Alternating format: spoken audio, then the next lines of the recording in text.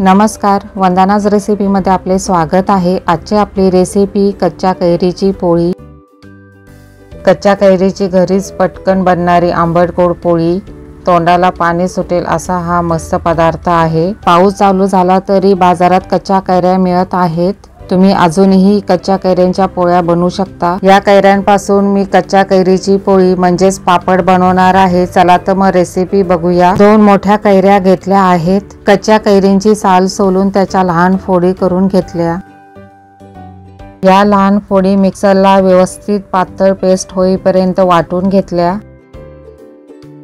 गरम पॅन मध्ये 1 चमचा तूप टाकून त्यात कच्च्या कैऱ्यांची मिक्सरला वाटून घेतलेली पेस्ट घालावी। तसेच त्यात 100 ग्रॅम साखर घातली आहे। हे मिश्रण नीट मिक्स करून मंद आचेवर शिजवून घ्यावे। मिश्रण शिजून घट्ट होत आले की त्यात 1 चमचा जिरे पावडर, मीठ, वेलची पावडर आणि केशर वेलची सिरप घातले। तुम्ही तुमच्या आवडीप्रमाणे त्यात इतर मसाले जसे की काळी मिरी पावडर, चाट मसाला ही टाकू शकता। सगळे मिश्रण एकजीव करून घ्यावे। पोळीला छान रंग येण्यासाठी यामध्ये खूप जण हिरवा रंगही टाकतात, पण इथे मी केशर वेलची सिरप टाकले आहे, त्यामुळे त्याला रंग आणि स्वादही छान येईल। आता हे मिश्रण बऱ्यापैकी घट्ट झाले आहे। पॅन ही सोडत आहे। गॅस बंद करावा। कैरी पोळीचे मिश्रण थंड झाल्यावर अजून थोडे घट्ट होते।